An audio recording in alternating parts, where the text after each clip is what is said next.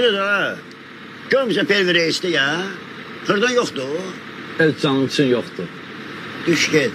Gələn dəfə verərsən. Al. Sanla bağışla da. Düş get. Çox sağ ol.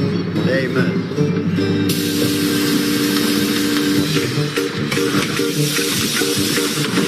Salam aleyküm.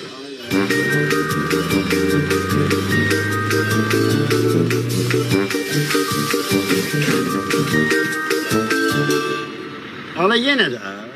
Ala xırda ver də. Sənin canın üçün xırda yoxdur. Başdan ineyim. Düş get.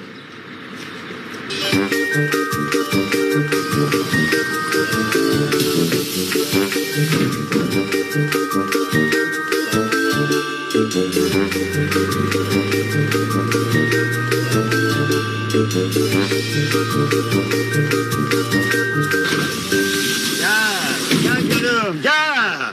Hazırdır. Koluna hazırdır senin. Sən öl, məndə xırda yoxdur. Malades. Koş getdi. Çox sağ ol. Koş. Sana daha sözüm yoktur.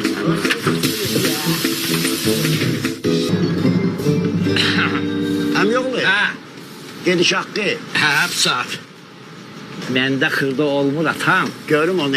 Hasan ağa. Hem yolunu izlersin götür gel.